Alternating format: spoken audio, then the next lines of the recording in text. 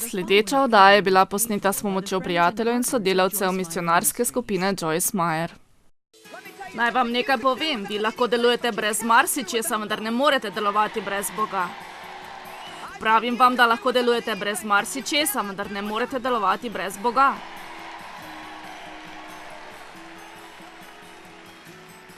On je na vrhu moje vrednostne lestvice.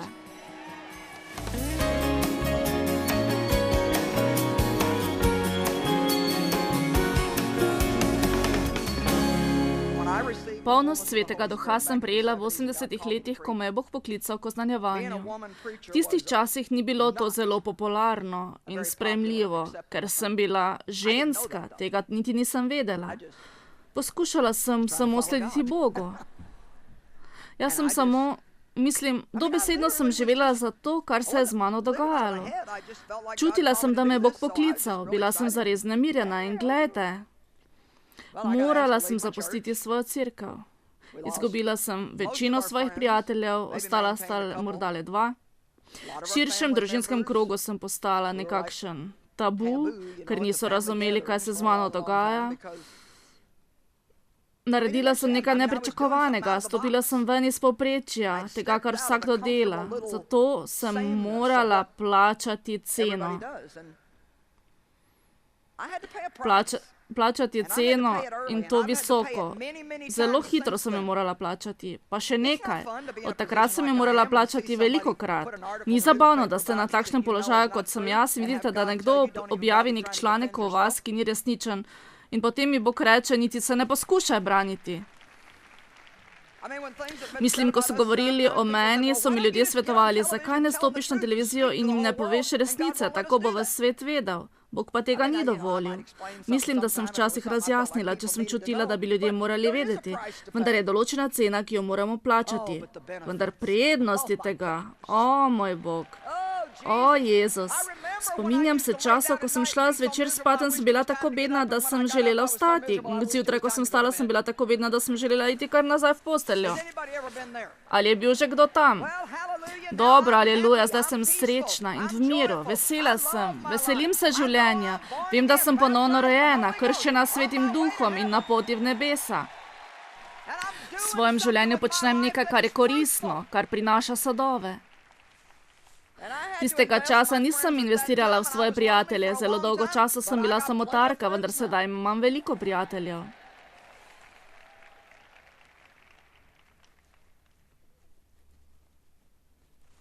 Jozue je rekel, veliko je bogov, ki bi jim lahko služili, vendar jaz in moja hiša bomo služili Gospodu.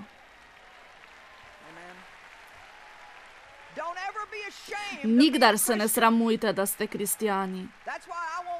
Zato ne dopustim ljudem, da bi se potuhnili, ko jih povabim k oltarju. Vedno si vzamem čas za poklicane k oltarju in vedno nagovorim ljudi, naj vstanejo, če želijo sprejeti Kristusa za odrešenika. Ni nobenega razloga, zakaj ne bi vstali. Če se tukaj ne boste postavili, ne boste nikoli branili svojega stališča v svetu. Danes je dan odločitve in jaz vas sprašujem, če je v vašem življenju kakšen kompromis, da bi to preprečil. Za Božjo voljo nehajte. Nehajte biti kot vsi drugi. Ne bodite kakor vsak tam zunaj, ne mislite, da ste boljši od njih, nikar ne pomislite, da ste boljši od njih. Zagotovite si razumevanje, da živite pod vsevidnim očesom. Bog vse vidi. Joel 3:14. Mnogi so v dolini odločanja. Jaz verjamem v to. Danes ne mislim samo na vas. Ko sem se pripravljala za to predavanje, sem mislila na milijone ljudi po svetu, ki gledajo ta program po televiziji. Mogoče ste vi v dolini odločanja. Mogoče morate storiti nekaj, kar globoko v svoji notranjosti veste, da je narobe. Vi veste, da ni najbolje in je nekaj, kar vam Bog ne nalaga. Vendar bi bilo za vas udobno in bi dobili tisto, kar hočete imeti hitreje, kot pa če bi čakali na Boga. Tako ste preizkušeni, da bi delovali po človeško. Danes vas prosim, da ne delajte tega. Ne delajte kompromisov. Počakajte na Boga, kajti od njega prihaja pravo povišanje.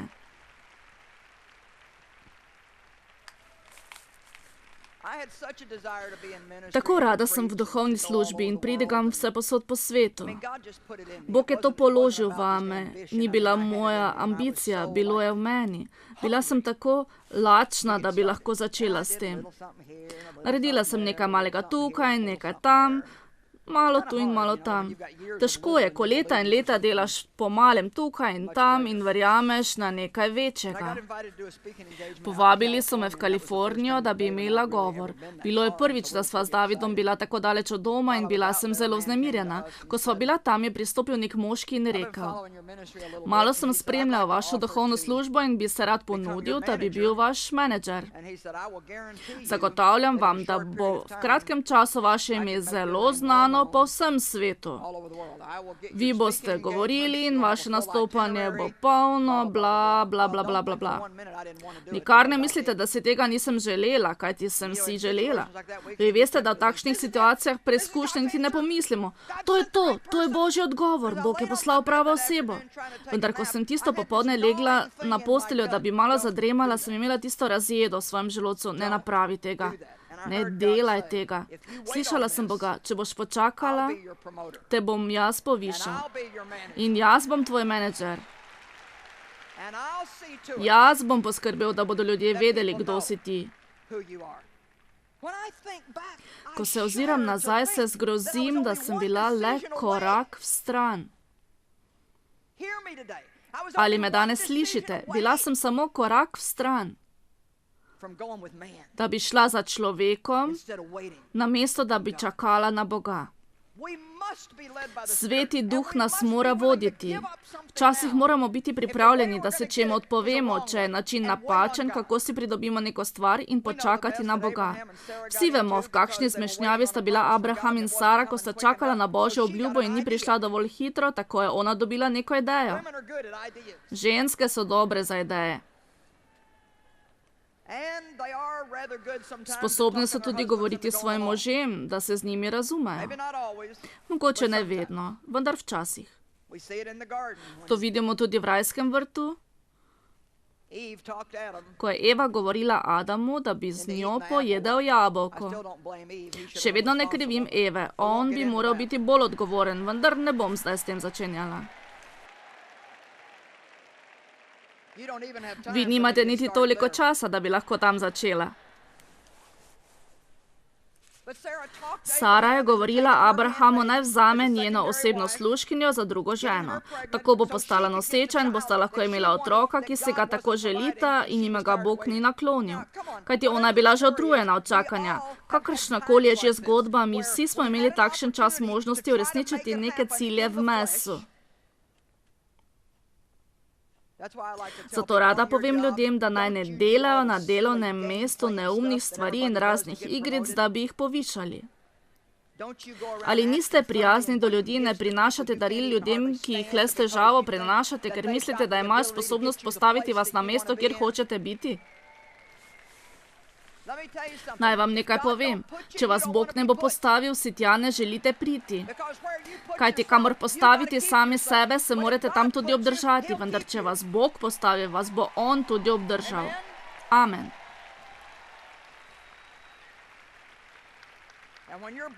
Ko šef od vas zahteva za svoje osebno zadovoljstvo, da bi vi nekoliko goljufali in bi s tem napravili kompromis s svojo vero, ali da bi ga zadovoljili, da ne porabite časa s svojo družino in sedaj ne morete niti hoditi v cerkev, samo da je on srečen,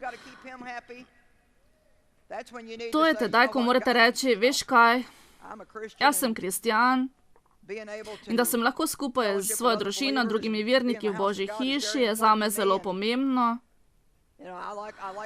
Tudi to delo je zelo pomembno, vendar jaz nočem biti tukaj. Jaz ne pravim, da mora biti vse v nedeljo, vendar ne morete dopustiti, da vam vaše delo pobere vsako minuto vašega časa. Mislim, vem za ljudi, ki mi vedno pravijo, poznam ljudi, ki so dobri, ki verujejo v Boga, vendar nimajo nobenega časa zanj. Preveč so zaposleni s svojo službo. Postavite Boga na prvo mesto v svojem življenju. Veste kaj? Najprej iščite Božje kraljestvo in njegovo pravičnost in vse ostale stvari, vse stvari vam bodo navržene. Joj, danes se počutim nekoliko razposajena.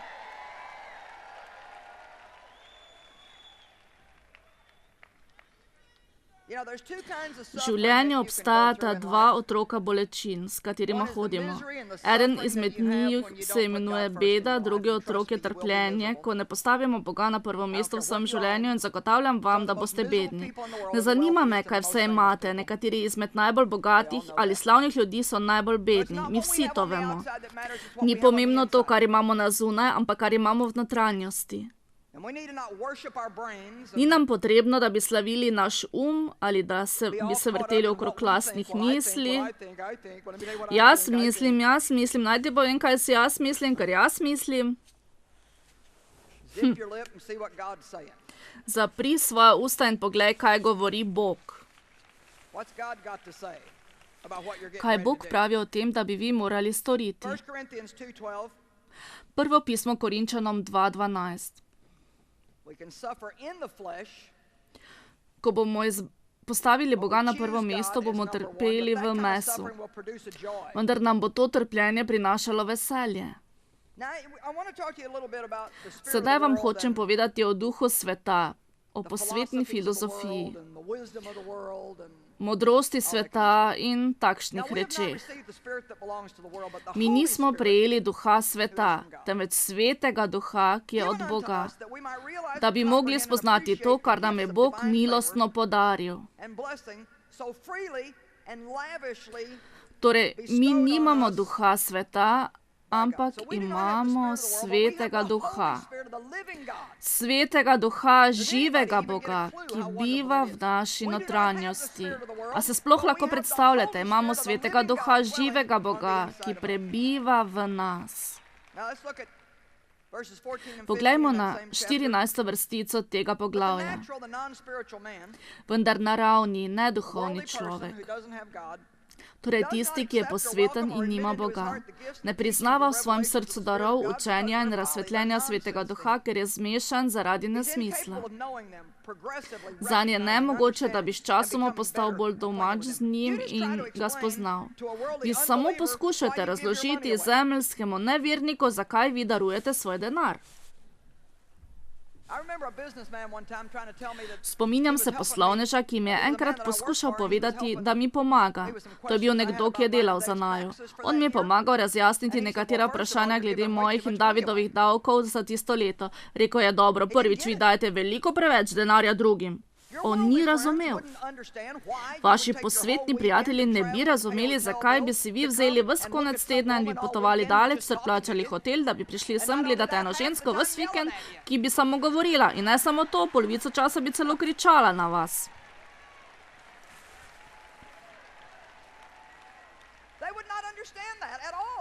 Tega ne morejo nikakor razumeti. Mi ne moremo pričakovati, da nas svet razume. Ne pričakujte ljudi na delovnem mestu, da bi vas razumeli. Oni vas ne bodo razumeli. Ne pričakujte vaših, da bi vas neodrešeni sorodniki razumeli. Nimajo zmožnosti, da bi vas razumeli. Vendar dovolj zanimivo je, da vi njih lahko razumete, ker ste že bili na tem mestu in ste to že prestali. Zato lahko imate do njih malo sočutja. 15. vrstica. Pravi o duhovnih ljudeh. To naj bi bili mi. Takole naj živijo. Ne smejo biti svoje glavi. Duhovni človek pa presoja vse, medtem ko njega ne presoja nihče.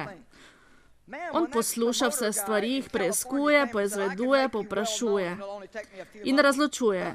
Veste, ko je v Kaliforniji pristopil tisti menedžer in mi rekel, da me lahko napravi slavno samo v nekaj mesecih. Veste, če bi ravnala s svojim razumom, bi takoj podpisala. Vendar, ko sem legla v posteljo, je to razločevanje svetega duha začelo delovati z brcami in sem občutila nekaj bavnega v svoji notranjosti. Jaz pa nisem hotela gojiti takšnih občutkov, hotela sem, da se Bog strinja, hotela sem, da bi bilo po Božje in na način, kot hoče Bog, hotela sem, da se uresniči Božja ura. Vendar tukaj notri sem vedela, koliko ljudi je prav sedaj bednih, z občutkom nemira in bolne notranjosti, ker so poročeni z nevernikom. Dajte no, imam priče.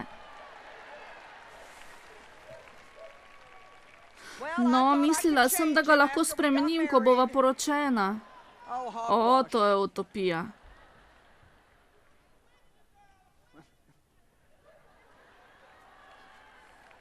Če karkoli, česar ne marate na svojem partnerju, je to, ko se poročite, še slabše. Vaditi morate svojo vero in verovati v Boga. Ne morete samo stopati s stvarmi, s katerimi se zapletate. Dajte no. Prejšnjikrat sem vam rekla, da ne jejete z osebo, ki se ima za vernika, pa je polna nemoralne poželjivosti in vse mogočih stvari. Mislim, da je bolje vrniti se in reči, jaz vam ne pravim, naj ne večerjate s svojim možem. Veste, ko se vrnete domov, nikar ne rečite, s tabo ne morem več jesti. Ali da bi to bila žena, ali kogarkoli že poznate. Moški delajo iste stvari, ko vidijo lepo žensko, pa če tudi ni verna, jo hočejo imeti. Naredite odločitev, naj vas vodi Sveti Duh. Če kaj takšnega, da rečete, hočem. Vi pa rečete ne, ker verjamete, da vam je Bog tako naročil. Naj vam nekaj povem, v svojem mesu boste trpeli. V vašem telesu bo trpljenje, bolečina in kričanje. Vendar v vaši notranjosti bo nekaj čudovitega in prestali boste še eno veliko preizkušnjo, ko boste zanikali sami sebe in pritrdili Bogu. Vaše plačilo bo prišlo. Vaše plačilo bo prišlo. Abraham in Sara sta storila nekaj, kar je Božjo voljo postavilo na obrobje za mnogo let. Tudi danes se moramo soočiti z Izmaelovimi posledicami. Vse, kar bi morala storiti, je, da bi samo še malo počakala in rekla, Bog, ne bom se premaknila, če nisi ti, potem bom morala živeti brez tega. Dajte no. Poglejmo 1. Petrovo pismo 4, 1-5. Ta besedila so zelo pomembna. Če jih niste še nikoli preštudirali, kajti čudovita so. Ker je Kristus trpel v mesu, se tudi vi oborožite z istim mišljenjem. Kdor v mesu trpi, neha z grehom. To pomeni, da se vsak dan pripraviš za naprej, ko rečeš, ne vem, kaj se bo danes zgodilo v svetu, ne vem, kako bo danes na delovnem mestu, vendar sem se odločil, da bom raje osebno trpel, kakor pa da ne bi bil všeč Bogu.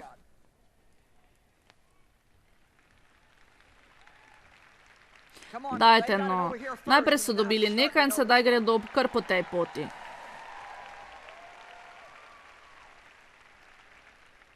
Sami sebi morate govoriti. Vi ne boste živeli zmagovitega življenja kar tako, ampak ga morate uresničiti namenoma, z namenom. To je pogosta beseda mojega besednjaka zadnjih nekaj let. Zjutraj vstanem in ljubim ljudi namenoma. Molim namenoma. Študiram Božjo besedo in sem z Bogom namenoma. Z namenom sem dobra do ljudi. Namenoma odpuščam tistim, ki so me užalili in govorili laži o meni.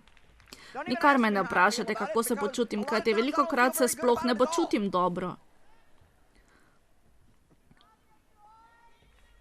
Vendar mi smo več kot le občutki. Mi smo ponovno rojeni, napolnjeni s Svetim Duhom in verujemo v živega Boga. Ni nam potrebno živeti po tem, kako čutimo ali kaj hočemo. Naj vam nekaj povem. Mi lahko delujemo brez marsičesa, vendar ne moremo delovati brez Boga.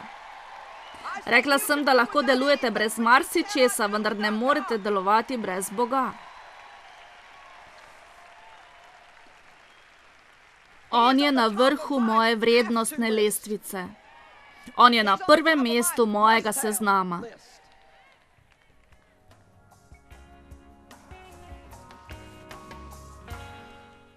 Verjamem, da ste vi zelo resni verniki v Jezusa Kristusa in da želite duhovno rasti. Veste, za vse nas je zelo pomembno, da v osnovi živimo z držo, ki pravi, če to, kar poskušam storiti, ni od Boga, potem tega zares nočem storiti.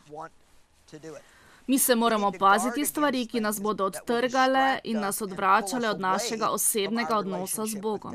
V svetu, v katerem živimo, je pomembno, da smo osredotočeni.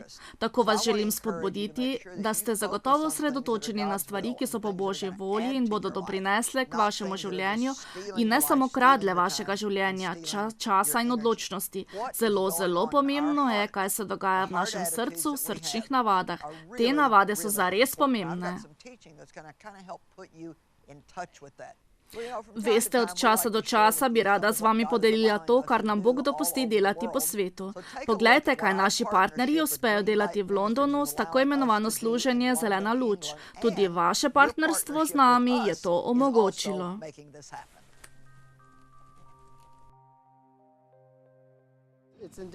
Povsem naravno je, da v velikih mestih imamo brezdomce, pa naj je to v Ameriki ali tukaj. Brezdomci so povsod. To je precejšnja nesreča. Ljudje potrebujejo skrbo, ker živijo na cesti, pa naj so to po izbiri ali pa so jih k temu pripeljale okoliščine. To je zares mednarodni prostor. Vi vidite ljudi, da so prišli od vsepovsod po svetu. Zaradi tega morate biti dovolj občutljivi za resnične potrebe v določeni kulturi. Sposobni morate biti, da pomagate ljudem, kjer so. Naprimer, Jezus je videl potrebo v človekovem življenju, še preden mu je oznanil veselo novico. Naša agencija Pomoč Zelena luč deluje tako, da lahko dosežemo brezdomcev z medicinsko pomočjo v kombiju. Mi ga finančno podpiramo in oni gredo ven in oskrbujejo brezdomce s čisto na osnovnimi potrebami. Zelo pomembno je, da jih dosežemo prav tam, kjer so. Ko smo začeli s tem delati, je že pred leti bila skupina, vendar nismo imeli kombija in niti časa. Hodili smo ven na ulice, da bi videli njihove potrebe. Zelo jasno je bilo, da mnogi potrebujemo medicinsko pomoč. Tako smo sestavili nekaj zelo bežnih idej in naredili načrt. Mislim, da je bil nek starejši pastor, ki mi je rekel, zakaj ne bi začeli z medicinskim kombijem. Tako sem pred 12 meseci s pomočjo vas, roke upanja, prejel finančno pomoč, da smo kupili kombi in je sedaj na ulicah. Gotova sem, da se veliko naučite ob samem delovanju. Prednost kombija je, da lahko najdete zapuščene in jim pomagate. Tako je. Res je tako. Poleti smo se zbrali z moštvom prostovoljcev in smo malo preuredili načrt, kajti nismo imeli takšnih rezultatov, ki bi jih radi imeli.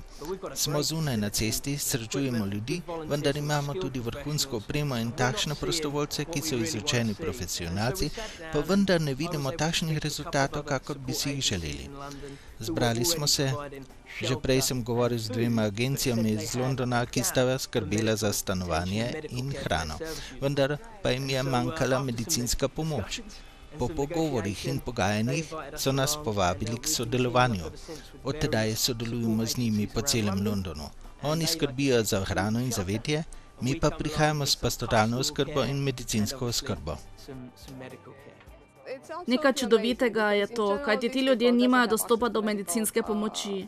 Zelo občudujem vaše delo. Nekaj čudovitega je, da so vse medicinske sestre prostovoljke, ki prihajajo sem po službi. To je zelo lepo. Mislim, da je to prava stvar za našo pomoč brezdomcem. To smo pogrešali. Merimo krvni pritisk, temperaturo, sladkor v krvi za tiste, ki so diabetiki, predvsem takšne stvari, srčni utrip in podobne stvari. Potem, ko z njimi govorimo in če hočejo še kakšno stvar, kot je oskrba rane ali karkoli, to tudi naredimo. Pogledamo rano, jo očistimo, prevežemo, vse, kar potrebujejo na tak način. Kot medicinska profesionalka bi lahko počeli veliko stvari. Zakaj ste tukaj in porabite čas v tem služenju? Zato, ker takšno služenje je nekaj neverjetnega. V Londonu ne obstaja nič podobnega, nihče ne skrbi za bolnike na cesti. Že samo zavedanje, da grem ven in se srečam s tistimi, za katere nihče ne skrbi, je nekaj čudovitega. Kajti za ljudi na cesti ne skrbi nihče. Nekoliko nam razjasnite, ko nekdo sedi na tem stolu, kako se odziva, kajti verjetno so nekoliko neodločni, strahopetni, sumničavi in bojazljivi. Kaj ste opazili? Veliko smo že videli. Pravzaprav, ko smo prvič prišli na ulico, so bili ljudje zelo nezaupljivi, kajti za to še niso slišali. Ulice so zelo nevarno mesto za življenje. Ko napravimo prvi stik, se sprašujejo po našem namenu. Zakaj smo tukaj? Ljudje ne čutijo, da so pomembni ali vredni. Sprašujejo nas, zakaj skrbite za nas, zakaj se želite ukvarjati z nami.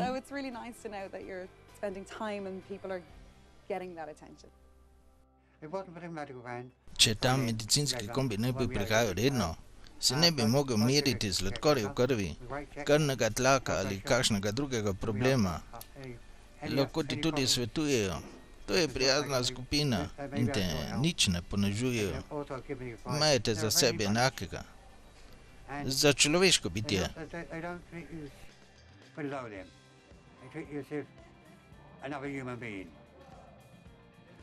Ali je upanje za vsakega človeka, ki vstopi v ta kombi? Ali bo ta oseba napredovala, ko bo izstopila iz kombija?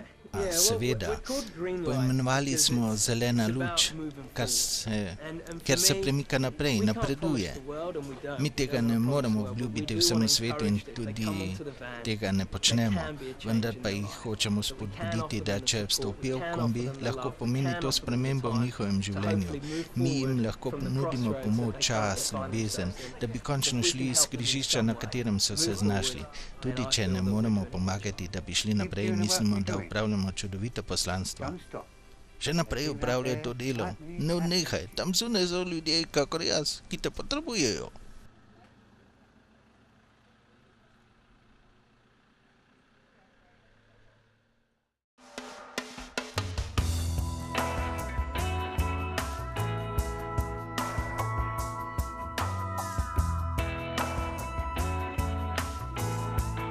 Predvajana oddaja je bila plačana s strani prijateljev in sodelavcev misionarske skupine Joyce Meyer.